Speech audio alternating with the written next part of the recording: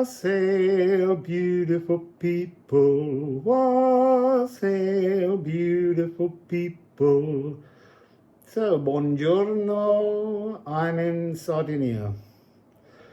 I arrived in my hotel and I discovered that there was an archaeological site just a short walk away, a difficult walk, uphill on road with no pavement. But I got there, I did a visit, it was gorgeous, had lovely messages, so enjoy the journey with me. So this is a giant's tomb. They're called giant's tombs, although they've never excavated the bones of giants. But there have been lots of speculation around these sites that they were the burial sites for important people, and all the evidence shows that these were all very healthy, long-lived, active people with excellent teeth, good diet. But there was something which people kind of skim over. There was a sense that everyone was equal in this society. You know, what a shocker. So, how many is that's fallen? Yeah, I'm putting them back. I wasn't really thinking of a question. I'm sitting under an olive grove. It's a 1,000-year-old olive tree that looks like many, but is in fact one. The sun's so scorching here and fierce that you have to hide. I might have to put my hat back on because it's moved slightly and it feels like it's getting on my head. I'll walk us around that in a sec. Just get a message here. There are so many archaeological sites. There's something like 4,000 of these tombs and they're not all pulled down. There was a decree where it was allowed to pull down the ancient monuments. I don't want to missay their name. They're given neuralgia or something, but all of it's an unknown words and terminology for a civilization that was Neolithic, maybe 4,000 years ago, here on Sardinia. Unlike on Corsica here, they were able to create bronze. So they were able to kind of shift civilization forwards. And they talk about lowering the bodies into these tombs and never bringing them in through the doors. And I thought that was very interesting because that's something we still do. We still lower bodies. Apart from in kind of cemeteries where we have those family crypts. And I just wonder how they knew that. There's also, some of these had ossuaries attached where when bones are fairly old, to make space for the new sacred rituals of death, they put bones to one side and built them into walls. Sorry, I'm picking up an energy. They talk about the doorway that you can see just here, always facing east. Yeah, it doesn't feel like it's properly east. It feels more like it's southeast. So again, there's this energy of speculation. So look, Liffruma, can we have a message? Ancestors of this place, do you want to say anything? I climbed a very high hill to get here. I kind of landed, sat down in my room and just typed in things to do on the map, and here was this archaeological site. And the woman who runs it gave me a wonderful map. Oh, I can show you it. She gave me a wonderful map full of all, well, not all, a handful of the most amazing archaeological sites they have menhirs, they have these things called domus de Janus, and they are to do with fairies. So I'm going to learn about those and maybe see if I can get us there. Not promising anything. Who knows what the plan is? I don't have the plan. It'll be fun learning though. Really tight-lipped. Do you not want to say anything?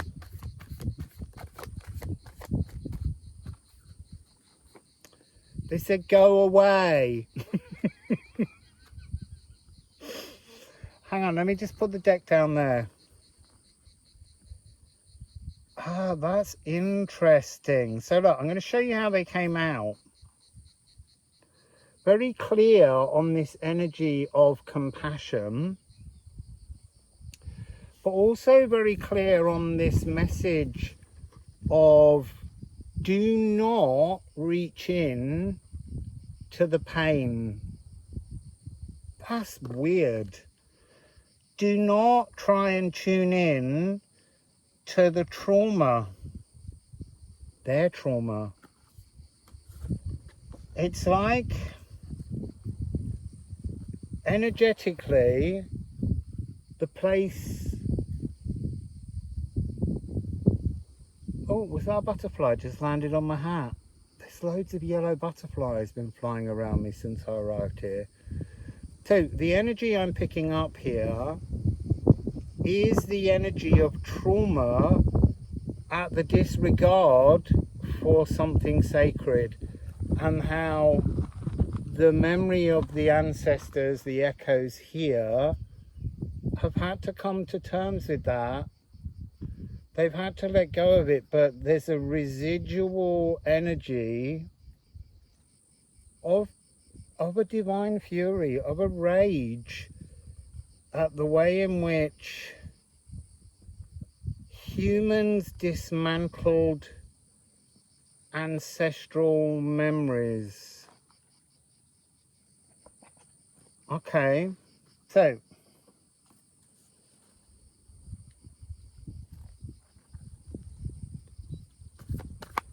anything else you'd like to suggest, or am I just going to walk around here and leave? It feels, it's not unwelcoming. Look, it's not unwelcoming. It's Liffruma and ache. The ache of love. Ache in our modern terms, but it's the oak. The seeding of love still exists, but layered over it is still this energy that needs clearing. I think I have to go and sing to them. I know, you might think that's arrogant of me, but it's my gift. My gift is to transmute pain with vocal love. So I'll walk the site, see what gives. I can't just go singing at this spot. I have to get a feel for the whole place. There's a village just around the corner. And I'm here alone. There's no one else visiting this place. I think I'm going to drink all my water. Anyway, I'll catch you in a sec. I've reached the round tower. You can't go in. There's a rope over it. It's such a powerful energy around this door. Walking here, I mean, when I got here, there was a beautiful dark red and orange butterfly that came in front of me and flew inside. Just to say, this is where you need to sing. But before I sing, I need to just throw a few more cards. This is a very strange energy I've never experienced before. This is an ancestral fury. This is ancestors who are in disbelief at what their descendants did. That's really, I've never had that. It's beautiful energy. That's the weirdest part. It's so calm. And the shadows here on this rock through the trees are just like a soft rippling echo. But there's an anger. There's a shame on you energy. That's what's so strange. I've never experienced that. And woven webs of deceit. I don't know what that means. Blankets, like blankets over memories. Eradication. So I've got the Alchemy of Astrology deck out this time.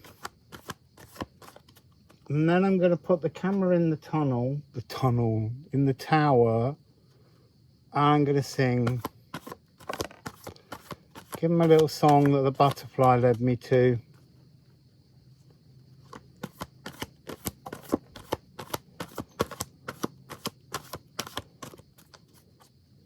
So I've got 3 cards that have dropped, all face down.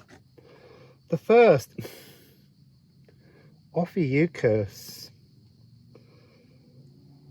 The bolt from the blue.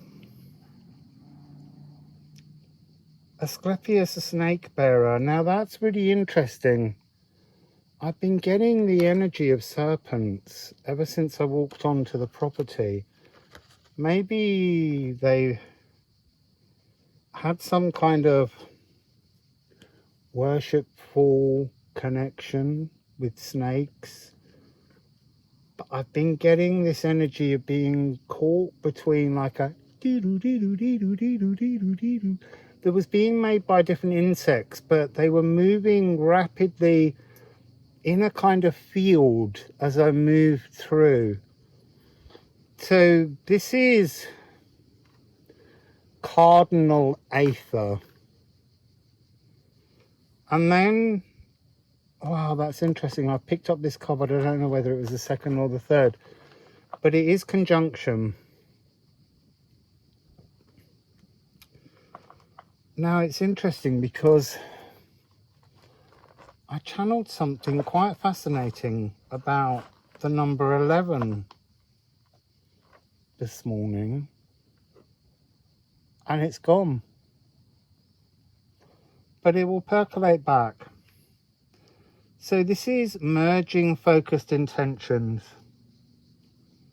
mutually intensifying, coming together for change in the heart of magic, kinship.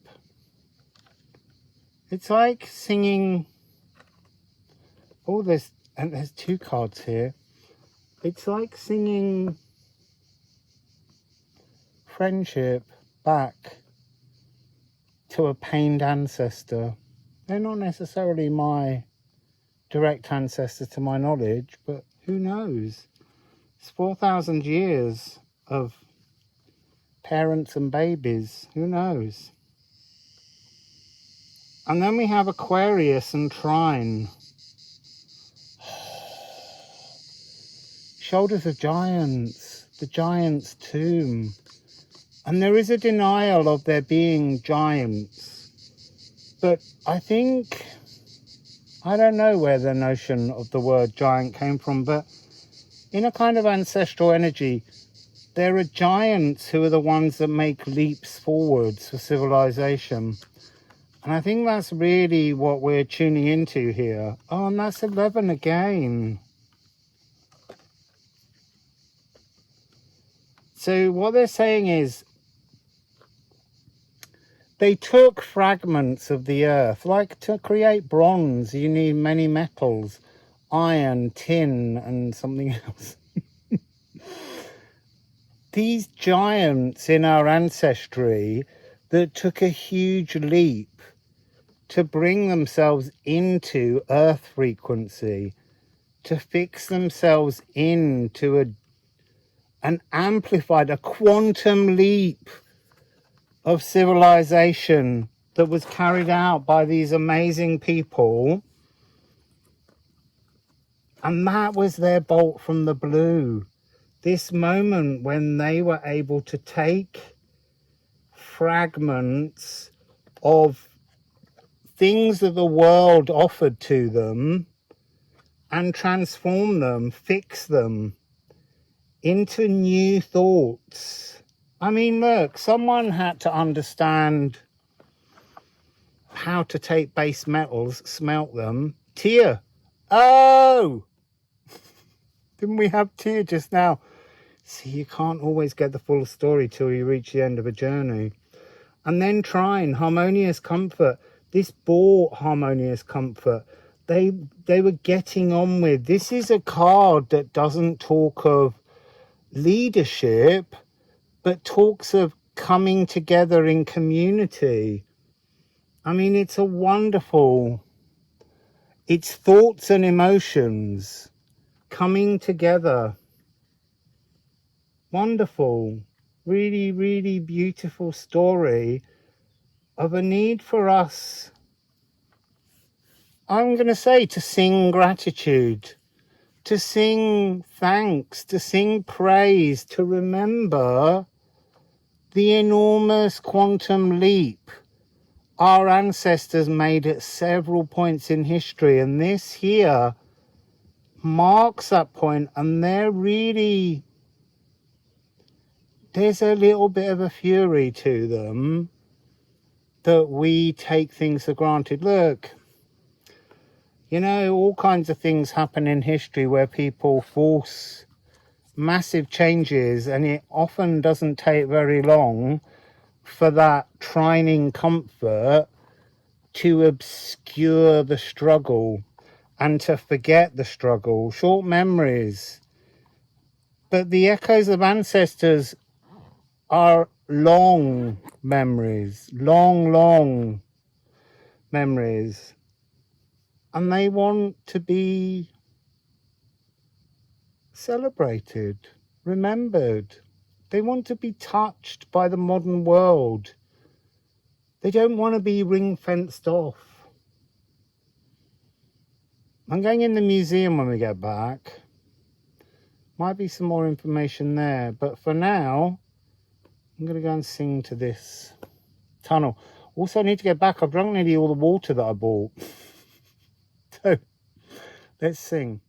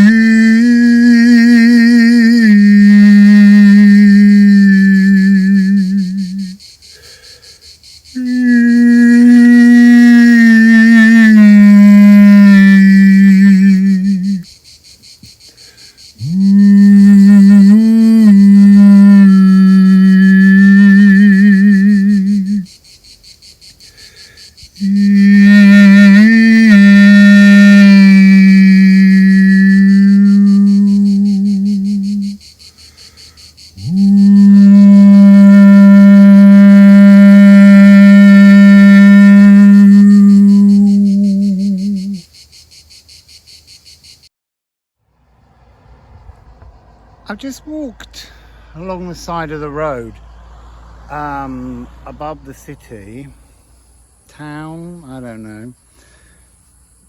There's these rocks, and the structure I recognise energetically and visually as a dolmen, another kind of burial site.